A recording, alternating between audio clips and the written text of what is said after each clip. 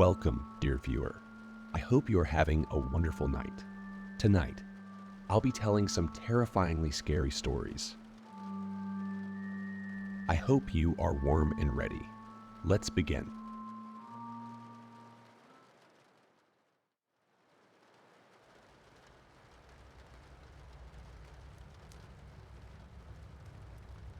Did you know that self-proclaimed cryptid hunters are a thing these days? It turns out there are these online communities full of sick badasses who order combat gear on Amazon and drive out to supposedly haunted locations to explore and film themselves. Why am I ranting about this? Apparently, some shithead has shared the location of the plot of land that's been in my family for generations. Now, you'd think owning an entire patch of woodland would mean we're rich, but it's actually really costly to take care of. No forestry work can be done there, and our staff is constantly patrolling the area, looking for irregularities. It's a dangerous job, and we've lost more than a few hires in regrettable ways. Most of the time, when everyone's careful and meets the required precautions, everything goes smoothly, and the things in the forest are kept in check.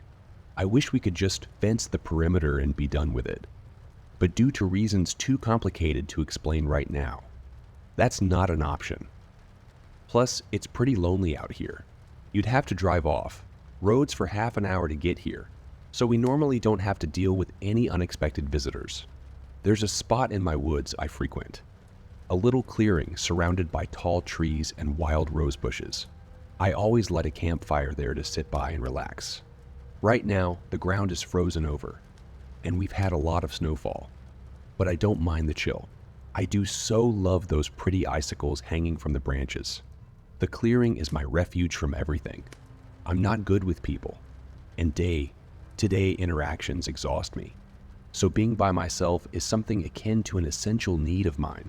Yesterday afternoon, I was hanging out in my usual spot when suddenly, a voice called out to me from behind. "You, turn around." When I got to my feet, I found myself facing a young man of the very species I described earlier. Armed, cargo pants, combat boots, and a camo backpack. There was a small camera mounted to his helmet. "What the hell do you think you're doing?" I asked, trying to keep my cool. He backed off, visibly puzzled. "I'm the legal owner of these woods, and if you don't get off my property this instant, I will call the police," I told him. "Why are you wearing a wedding dress?" He stuttered. "This is my private property. I could dance around Stark. Naked if I wanted to. The woods. I read about them online. Someone posted about there being creatures here. Cryptids. So, you thought you'd go check it out?" I squinted at him. Something wasn't quite right with that guy, aside from him being crazy enough to show up here in the first place. I could sense something looking at him, but I couldn't put my finger on it. Just a hunch, but my gut instinct never misleads me. Yeah, I'm a cryptid hunter. Or, well, I don't hunt them per se. I guess I would. I just haven't been all that successful yet, he admitted with an awkward chuckle. Here, I said flatly. I couldn't shake the weird feeling he was giving me. "You're still trespassing. Say, did anyone stop you on your way in?" "No." "Why? Is there someone else here?" How the hell had he gotten past the security staff? There had to be a blind spot somewhere that he had accidentally come across. I decided not to let on how many safety measures we had in place. It would be better not to further pique his interest. "No." I lied, patting down my skirt. "Come on. Can't I just have a look around? If there's something in those woods, you'd be safer if I took care of it. I'm certain." I was about to send him on his way a little more firmly when I realized it. There was a disturbance in his aura. Something had set its sights on him. "Were you followed here?" I asked sharply. "What? No. I don't think so. Did you encounter anyone on your way? A man wearing his caftan crossed left over right? What's a caftan?" I ignored the question. "Did you maybe notice a flock of birds at some point?" "Yeah, sure. I mean, we're in the woods. There are no birds in my woods anymore. I said sternly. You're in danger. Something here's been following you. What? Aren't you a cryptid hunter? Shouldn't you know? Well, I haven't had many encounters yet. The man was starting to look panicked. You're trying to get a rise out of me, aren't you? His trembling voice told me he didn't actually believe that. I'm most certainly not. Trust me, I can tell. I can always tell. A spirit? So there's actual paranormal activity here. And you already knew? We need to get you out of here, I hissed. Come on, help me pack up. Douse the fire. He followed my instructions while I hastily gathered my belongings. Then we took off running. I spurred him on, hoping to get back onto one of the beaten paths leading out to safety. My heart was pounding in my chest, but I knew my companion was so much more afraid. He had every reason to be, and deep down, he knew. I didn't know what he'd expected, coming here in search of a thrill, but this was most likely too much for him. What did you do? I panted, not daring to slow down. You must have done something to upset him. Did you try to fell a tree? I shot at a rabbit with my crossbow earlier. I only wounded it, though. It ran off on me. He gritted out in between gasps for air. Who's he? I really didn't see anyone around. He can come in a lot of shapes. Oh, for crying out loud. I snapped when he tripped over a root and fell. Sprawling across the forest floor, I grabbed him and pulled him back up, grunting under his weight. He was heavy as fuck with all that gear on. The trees were starting to let up, though, hope renewed, and I steered the cryptid hunter towards the light, beckoning through the leaves. Keep going. We're almost there. He wouldn't move. I gave him a bewildered frown. What are you doing? Keep running, you dumbass. You've been shitting me this whole time, haven't you? He asked sharply. There's nothing to run from, is there? Oh, dear God. Keep running, I repeated. If you want to live, you need to get out. Look, lady, I'm not going to play along anymore. You nearly scared me shitless back there, I'll admit that. But the fun's over. I'll get off your property, sure. But you could have just told me in a... He fell silent upon realizing that my eyes were fixed on something behind him. It stood tall between the trees. Its enormous, branch-like antlers, stretching up to disappear in the foliage. Its head bore more resemblance to the skull of a diseased deer, its bones exposed with bloodied strips of flesh hanging off it. Its body overall was humanoid, with rough, thick bark replacing its skin. Moss lined its back and unproportionally long arms. Twigs and leaves sprouted from its wide shoulders. It glared at us with gleaming green eyes. The hunter slowly turned around to meet the creature's gaze. His face fell. Kneel, I breathed, sinking down and lowering my head. The young man didn't react at first. It's too late to flee, I repeated in a low voice. Kneel and pray for his mercy. Finally, he dropped to the ground next to me. The Lishi proceeded towards us, his steps completely silent. I had already had a few close encounters with this beast, and I had prayed not to evoke his wrath ever again. I could only hope I wouldn't be punished for the explorer's transgressions. I thought we had an understanding, you and I. The creature's voice chilled me like the icy forest wind. I felt one of its long wooden fingers reach out to touch my face, tipping my chin up and forcing me to look up at it. Forgive us, my lord, I said quietly, holding the beast's gaze. Then will you let me have this mortal? My eyes began to fill with tears. I couldn't bring myself to respond. I'll ask you again. Will you let me have this mortal? Please don't, I whispered. The man beside me had started to cry, sobs of fear shaking his shoulders. Sweet soul, you do hate carnage. I'll allow you to avert your gaze while I feast. Grasped by utter hopelessness, I turned the other way, hugging myself as I shut my eyes. Gunshots rang out, their volume stinging my ears. The explorer was probably firing away for dear life, but the futility of defending oneself against this creature with simple bullets didn't go lost on him. Hey, lady, do something. He started tugging on my sleeve, but I brushed off his hand. Help me. I'm sorry. I'm sorry. I'm sorry for everything. Please just help me. I couldn't. Not anymore. My blood ran cold when the explorer let out a gurgling scream and was dragged away from my side. His cries of agony mixed with the sound of crunching bones, flesh and muscle being torn, and blood spattering. I felt it hit my bare back, warm and sticky, staining my white gown. Tears were rolling down my cheeks, and my lower lip was bleeding where I dug my teeth into it. By the time the horrific noises had finally died down, it felt like an eternity had passed. A satisfied growl rumbled somewhere behind my back.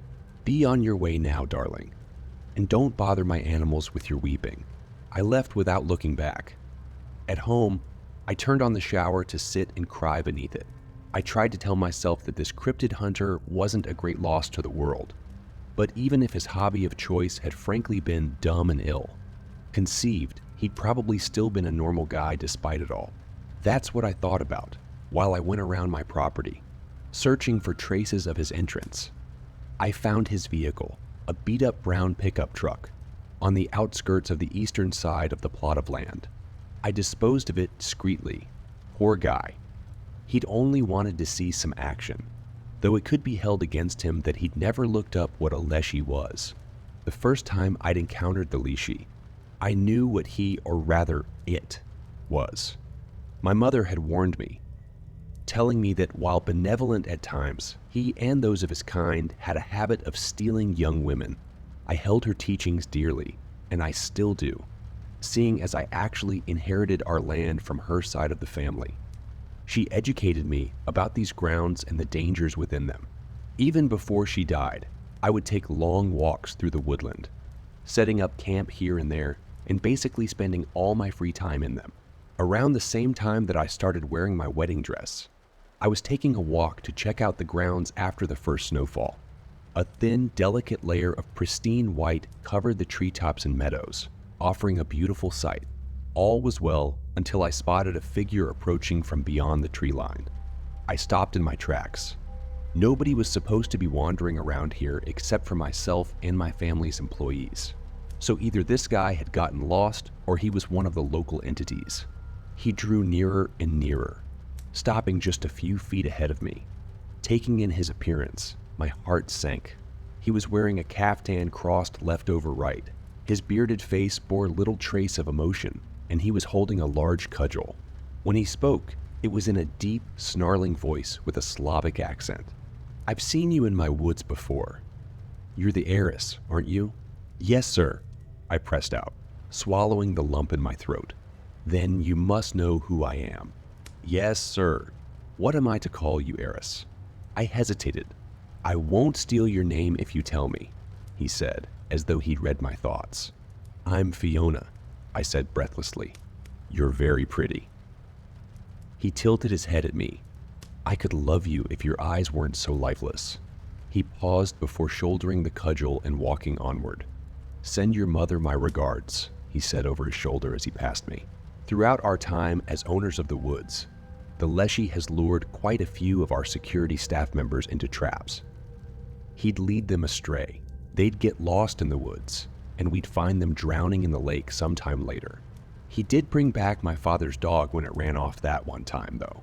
Most of the time, he's neither hostile nor benevolent, but he is territorial. He likes to remind us of who's in charge. And of course, he'd have my head if I dared to disrespect him by putting a fence in his forest. He's not the only thing that might kill you when you enter our plot of land, and there's worse death than being eaten alive. Believe it or not, you may have guessed it already, but this is a warning. Apparently, my property is being frequented by explorers or cryptid hunters. The guy who got eaten, obviously, couldn't have been the only one. Someone made us public. We're already implementing more security. This post serves two main purposes. First off, if you happen to be the person who first discovered these woods and shared their location online, please take it down. You're doing more harm than good. I don't know how you managed to make it out of here alive and unseen by me and my staff, but you got lucky. For your own sake, don't come back here. Secondly, and this is for all the others, if you've heard of my or any other haunted woods for that matter, don't go exploring. It's not worth it. Since you're so curious to see what's in here, I'll tell you online at a safe distance. I've been scouring the internet, Reddit, and 4chan. What have you? I've seen and read things I will never recover from, and I still haven't found the moron who doxed my haunted woods. It gets worse. 2 members of our security staff have since reported attempted entries. The would-be trespassers were guided off the property in both instances, but who knows how many might have slipped through the cracks. Please stop, people. Just stop. You're killing me. I'm tired, frustrated, and exhausted, and I keep losing hair. I'm willing to bet a few corpses are going to show up in the springtime. All that snow and ice, once melted, are sure to reveal some gruesome sights. I've informed the personnel and told them to be on particularly high alert. We'll also be looking for new hires in the near future, once we're out of means again. Right now, we're hemorrhaging money due to another ill-conceived business scheme my younger brother cooked up. Nothing worth explaining in any further detail, really. This is such a bad time for all of this, too. We're in more than enough trouble around Yuletide each year either way. Starting December 12, one by one, the Yule lads have been arriving in town. They love harassing our estate in particular and always have. Thankfully, they'll all be gone again pretty soon. If you don't know about the Yule lads, lucky you. They're basically a bunch of pesky old bearded tricksters getting up to mischief around Christmas time. They each have their own thing going on. For example, there's the spoon licker, an eerie-looking malnourished fellow who steals used spoons to lick food remnants off. Then you've got the door, Slammer, who runs around the house at night, making a lot of noise to keep people from falling asleep. It was all good fun when we were little. My brothers and I would set up tripwires for the sheep. Coat Claude, a Yule lad with stiff peg legs who likes to harass sheep. We'd stay up all night, hiding in the pen, waiting for him to show up. We'd all laugh at him when he'd walk into our trap and fall. He'd turn red with anger and march off, grumbling, grouching, and shaking his fist at us. We'd also jam the doors using rolled-up socks, stuffing them into that crack along the hinges. This meant that whenever the door, Slammer would try and do his thing, the door would give in just a little at first, before whipping backwards, giving him a scare. So the Yule lads never gave us much of a fright. It was their mother we were more worried about. I only ever saw her twice, and that was more than enough for me. I wish we'd never had to find out about her at all. Since y'all are so interested in my forest and the hauntings, I'm going to make good on my promise from last time and feed you the story accordingly. A bit of background. I grew up as the oldest of 7 kids in total. Yup, 7. If you've ever wondered what life is like with 3 little brothers and sisters, it's, well, something. The boys and I got along famously for the most part. Although we got into our fair share of fistfights, I never spent much time around the other girls. I don't know why. They just never struck the right chord with me. My brothers, however, adored me, and they always jumped at the chance to get up to some dumb shit together. There was Jeremy, the second, born, Casimir, and the youngest of the boys, Marion. We weren't particularly bad kids, just a little rebellious. Except for Marion. Despite being the baby of the family, or perhaps because of it, he tended to take things a little too far. He'd light poop on fire, hide dead mice in our parents' shoes like a cat, and trash the living room. I don't know why he did it. Not because we made him. The pranks we pulled as a group never targeted our parents, and we always kept any damage to the house minimal. We loved him, yes, but he could hardly be called a well-behaved child. He was more like one of the Yule lads himself. So one night, I must have been around 12, we were allowed to stay up a little later than usual to watch TV. They were screening some popular kids' movies at the time. So the 7 of us were all lying on the floor, each wrapped up in a warm blanket, while Mom and Dad sat huddled on the couch behind us. It was so comfortable, sprawling on the soft bearskin rug with the snow falling right outside our window. Everything was perfect until the doorbell rang.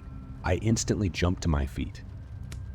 Being the oldest, I always tried very hard to show the most initiative, leadership qualities and stuff. Before Mom could stop me, I skipped over to the door and opened it as far as the chain holding it in place allowed. I was about to greet the newcomer and ask what business they had in our neck of the woods at this time of night, but my voice caught in my throat. The woman peering in at me through the crack was the most ghastly person I'd ever seen in my young life. She wasn't just tall but enormous, her giant form hunched over and her large head hanging low. Her gray, matted hair hung down from a tattered, mangy-looking scalp, and her nose was long and knobbly. Her pores were huge as lunar craters, her pale skin rough as sandpaper. When she spoke, her cracked lips parted to reveal rodent teeth. "You look delicious." A foul odor accompanied her words, and I shrank back both at the smell and her eerily raspy voice. I stood frozen in fear, my legs refusing to move until I was suddenly pulled back into the safety of our warm living room. My mother moved to stand in front of me, protectively blocking her path. With the door still being secured, I reckoned there wasn't a big threat of her coming in anyway, but I had felt so exposed and vulnerable under her gaze, like a lamb moments before slaughter. "Dear madam," the giantess said again, this time addressing my mother, "I am so awfully hungry tonight. Please, please feed me. I need to eat." She reached through the doorway with a bony hand. Her long, dirty fingernails almost looked like talons. "Would you spare a morsel for me?" "Get lost," my mother spat back at her. Her voice was venomous, lethal, and the most comforting sound I could imagine in that moment. "Don't ever come near this house again if you know what's good for you. Don't send me off. Please, most merciful lady. Just a morsel. A little morsel. That's all I'm asking for. You have more than enough. If you don't leave, I'll beat you till you're raw, you disgusting parasite." My siblings had started listening in at some point. Dad seemed to be trying to direct their attention back onto the TV, but there was no chance of that happening. "Eat shit and die," Marion shouted, giggling like he just told a joke. Lord knows where he got that language from at such a young age. Mom turned to shush him, and the giantess shot him a quick look. There was a glint in her eyes. "Go away," Mom repeated with a little more emphasis. "You're not welcome here." With that, she shut the door in the woman's face. "Mom, who was that?" I asked, still a bit shaken up. "Her name's Gryla," she answered, nervously fumbling with her sleeve, "and she's no one you need to be worried about." I didn't sleep well that night. I dreamt of Gryla, hiding in my closet. Having awoken with a start, I got up to fetch a glass of milk, the standard procedure for when I was restless. As I padded past the master bedroom, I could hear my parents talk in hushed, aggravated tones. What were they doing? Intrigued, I lingered, pressing my ear up to the wooden door. "Why didn't you just give her something from the kitchen?" Dad asked. "You know, it's not really food she's after. If we humor her, that only makes it worse." My mother hissed. "She'll think she's welcome here and keep coming back. Don't you remember last year? Hey, I get it. I just wish the kids hadn't been around." It really creeped me out, the way she just, looked at them. "It should," Mom replied testily. "You think I was fine with it? Does that change anything? That she saw them? I don't think so." Mom sounded uncertain, not being too reassuring there, honey. "Should I lie and tell you she doesn't freak me out? I've been afraid of her since forever. My parents used stories about her to scare me into behaving back when I was little. Scarred me for life." A chill ran down my spine, and I drew away from the door.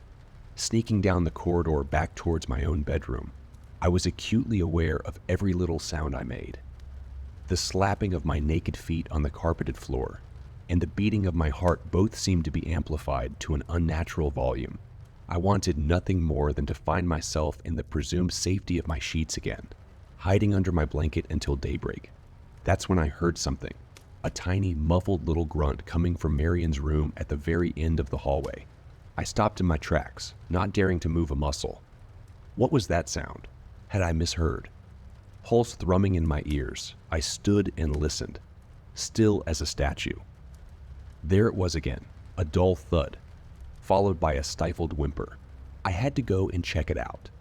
I figured my little brother was simply having nightmares like I did earlier, but somehow I still didn't want to. Every single one of my limbs seemed to be opposed to the idea of going any further. Forcing my legs to move, I proceeded down the suddenly much longer, seeming corridor until I reached Marion's room. I gently rapped on the door. No response. Everything had fallen silent inside. "Marion," I whispered. Still nothing. I slowly nudged the door open, nimbly slipping through the crack, only to come to a staggering halt the second I laid eyes on what was inside. There, in the middle of the room, stood this awful, terrifying woman, her back bent to allow her to fit in under the ceiling at all, and she glowered down at me from above. When she opened her mouth to speak, blood dripped from her long, lolling tongue, and she stopped to lick her lips, smearing it all over her cheeks. "What's wrong, dear?"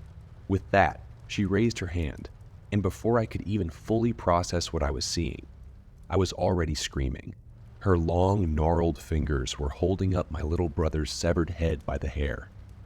His lifeless, glassy eyes were staring right through me, and his mouth contorted in a silent cry of fear.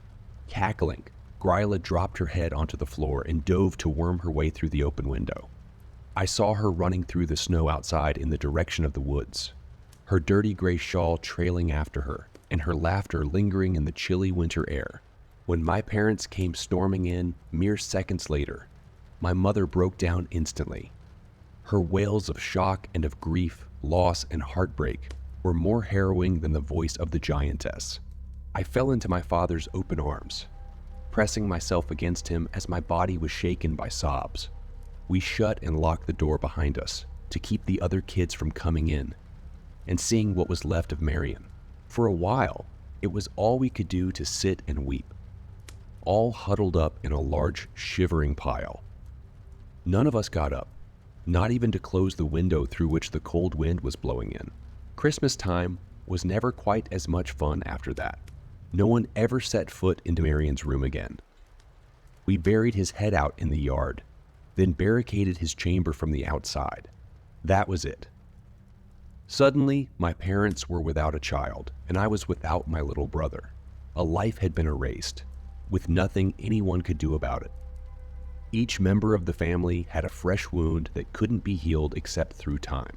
You'd think this tragedy would bring us closer together, but I actually believe that this was the night we all started alienating. My mother never let anyone in on her misery except me. To her, I was always the child who'd suffered the second most, the one who'd found Marion's head. She'd always wanted to make me the official heiress to the woods, and her decision only cemented itself through the bond we'd thus formed. She stopped doting on my siblings as much. She never neglected them, but I made it clear I was her favorite. Dad started kind of resenting her for it, and by extension, me. Yeah, I think that's how we all began drifting apart. We'd never grow back together. The big house would slowly empty, leaving only me and my staff. Recounting this has been painful, obviously. I hope you'll take it as another warning not to come here. Our property isn't a fun house or a Halloween attraction. I have dedicated my whole life to keeping this forest safe, to keep the things inside from spilling out. So please have a little respect for my efforts. Just a tiny little bit.